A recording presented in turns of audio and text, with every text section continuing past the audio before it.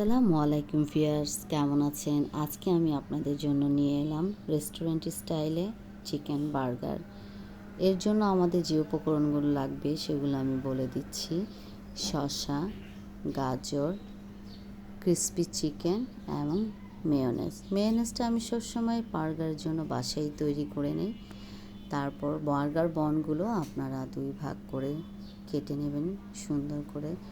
এর উপর tomato ketchup brush করে নেবেন।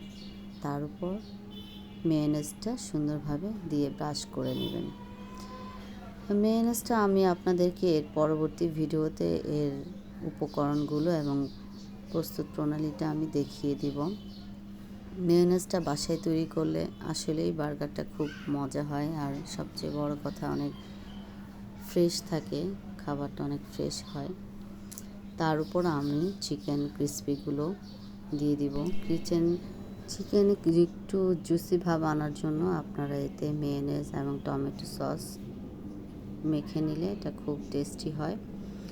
এরপর আমি বার্গারের উপর চিকেনগুলো বসিয়ে দিব।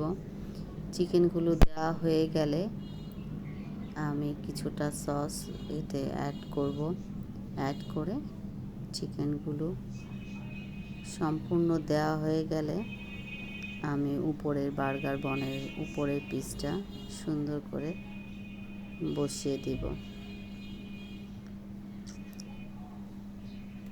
আসলে এই বার্গারটা বাচ্চাদের খুবই প্রিয় একটা খাবার। আপনারা এই বার্গার বাচ্চাদের সকালে নাস্তায়, টিফিনে, স্কুল টিফিনে অথবা বিকেল স্ন্যাক্স হিসেবে করে দিতে পারেন।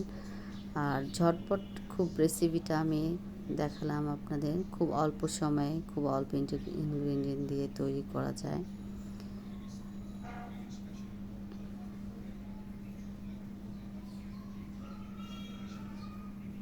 এর উপর চিকেন দেওয়ার পর এর উপর আপনারা ভেজিটেবলগুলো দিয়ে দিবেন, শসা, গাজর, এছাড়া পেঁয়াজ, কাঁচামরিচ আপনাদের বাচ্চাদের পছন্দ অনুযায়ী দিয়ে বার্গারটা কমপ্লিট করবেন। আপনারা অবশ্যই বাসায় এটা ট্রাই করে দেখবেন, সবারই খুব ভালো লাগবে আশা করি। আর আপনারা বানানোর পর কেমন হলো অবশ্যই আমাকে কমেন্ট বক্সে জানাবেন। আজকের মতো আমি এখানেই শেষ করছি। আপনারা সবাই ভালো থাকবেন, আমার জন্য দোয়া করবেন, একে অপরের সহযোগিতা করবেন, সবাই সবার পাশে থাকবেন। আল্লাহ হাফেজ।